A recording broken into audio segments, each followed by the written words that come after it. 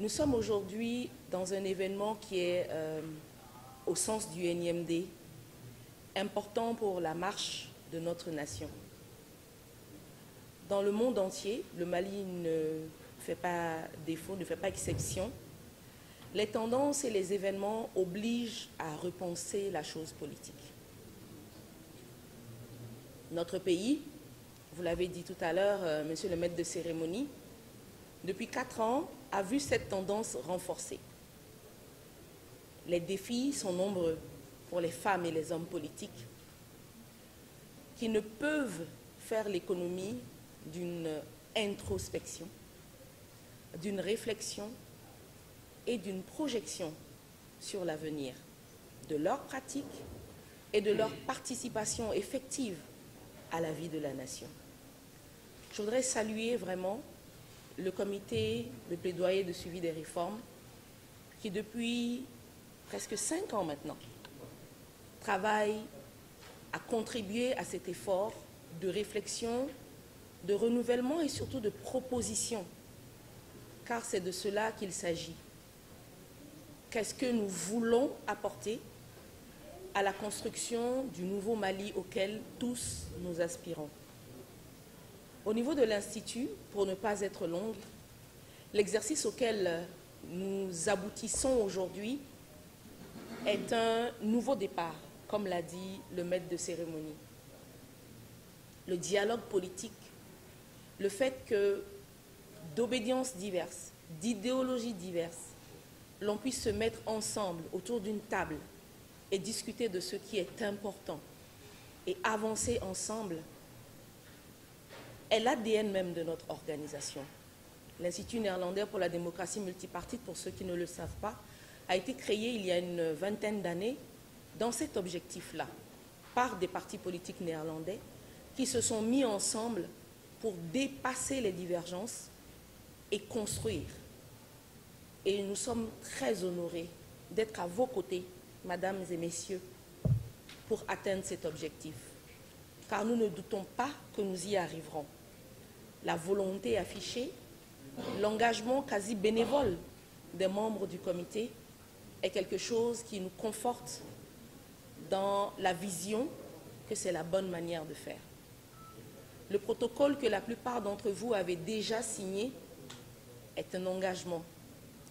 Et je sais qu'au Mali, l'importance de la parole donnée est une valeur suprême.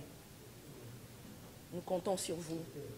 Nous savons qu'ensemble, nous allons pouvoir relever le défi de faire des femmes et des hommes politiques des acteurs de premier plan, de qualité, pour la construction du nouveau Mali. Ce cadre du dialogue, qui sera une opportunité pour plusieurs raisons, contribuer à faire des plaidoyers à travers toutes les réformes entreprises depuis quelques années. Ce forum voulu se veut inclusif et reste ouvert à tous les partis et mouvements politiques de notre pays. Il sera un espace permanent de réflexion, d'analyse, de contribution pour la réussite des réformes initiées par les autorités maliennes.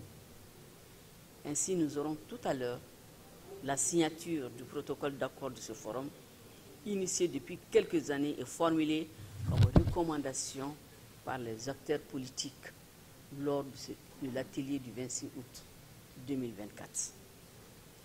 Mesdames et messieurs, chers invités, je souhaite que ce forum indique des pistes de propositions concrètes et durables pour une meilleure appropriation des réformes politiques et institutionnelles enclenchées à l'issue de l'adoption de la Constitution de juillet 2023. Mesdames et messieurs, chers invités,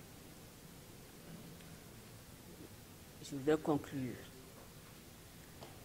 en mentionnant qu'une telle initiative qui consiste à regrouper dans un esprit patriotique tous les partis politiques et mouvements politiques en vue de réfléchir sur le destin du Mali et de retrouver des solutions positive pour la nation sur la base des propositions concrètes est à lui.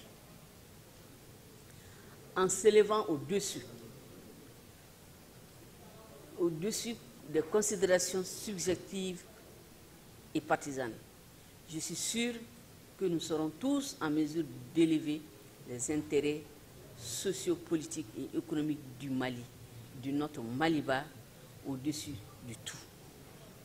Pour ce faire, un dialogue constant, franc et ouvert permettra de dépasser les particularismes et de mettre notre savoir-faire, notre intelligence, notre esprit de créativité au service exclusif d'un Mali prioritaire dans une commune unité de pensée.